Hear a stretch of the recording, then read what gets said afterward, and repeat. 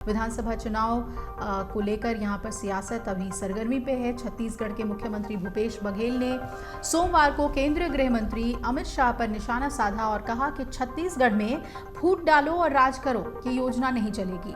दरअसल रायपुर के स्वामी विवेकानंद विमानतल पर आज बात करते हुए ये बात मुख्यमंत्री ने कही और कहा कि भारतीय जनता पार्टी के पास राज्य में उठाने के लिए कोई मुद्दा नहीं बचा है। इससे पहले राजनांदगांव में आज एक रैली के दौरान केंद्रीय मंत्री शाह ने अप्रैल के बेमेतरा जिले में बिरनपुर गांव में हुई सांप्रदायिक हिंसा को लेकर भूपेश बघेल सरकार पर हमला बोला था और कहा था कि यदि कांग्रेस छत्तीसगढ़ में सत्ता में लौटती है तो वो वोट बैंक के लिए तुष्टीकरण की राजनीति करना जारी रखेगी। शाह के बयान के बारे में पूछे जाने पर बघेल ने कहा कि बिरनपुर घटना में कार्रवाई की गई और आरोपियों को गिरफ्तार किया गया। पुलिस ने अदालत में आरोप पत्र भी दाखिल कर दिया है और सरकार द्वारा पीड़ित के लिए मुआवजे की घोषणा भी की गई। उन्होंने कहा कि भाजपा के पास दरअसल कोई मुद्दा ही नहीं बचा है छत्तीसगढ़ में उठाने के लिए और केवल उन्हीं चीज़ों पर वो बोलेंगे जिसमें उन्होंने पीएचडी की है। राज्य में बीजेपी की सत्ता में आने पर कांग्रेस शासन में भ्रष्टाचार करने वालों को उल्टा लटकाने के शाह के बयान के बारे में पूछे जाने पर सीएम बघेल ने कहा कि वो अपने अलावा क्या कर सकते हैं, इसके अलावा वो क्या कर सकते हैं और वो एक चुनी हुई सरकार को धमकी दे रहे हैं। उन्होंने इन सभी चीज़ों में पीएचडी की है। ये छत्तीसगढ़ है जहां आदि संस्कृति को मानने वाले आदिवासी रहते हैं।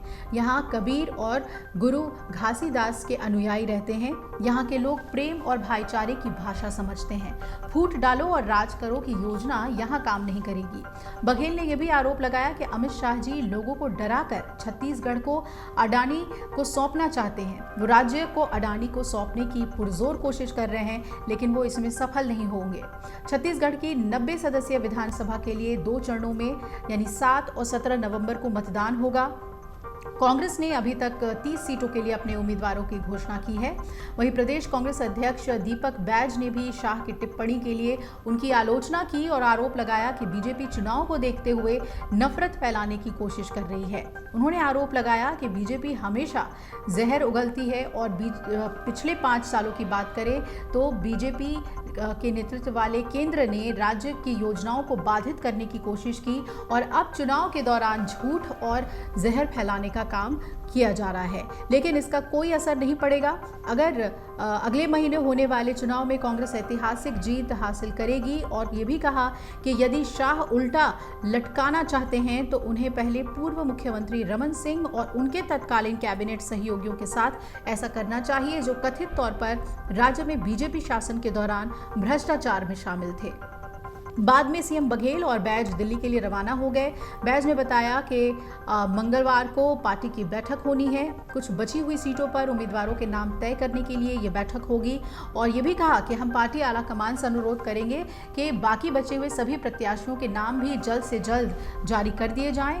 संभवतः इस बैठक के 2-3 दिनों में ही सूची घोषित कर दी जाएगी कांग्रेस की तरफ से बाकी बचे हुए सीटों के लिए। 30 सीटों पर उम्मीदवार का ऐलान हो चुका है। अमर उजाला अब आपके टीवी पर भी। अपने स्मार्ट टीवी पर YouTube पर सर्च करें अमर उजाला, चैनल सब्सक्राइब करें और देखें ताज़ा खबरें, वो भी HD क्वालिटी में। और हाँ, बेल आइकन दबाना ना भूलें ताकि हर खबर हो आपके घर। अमर उजाला, निष्पक्ष, निर्भीक, निरंतर।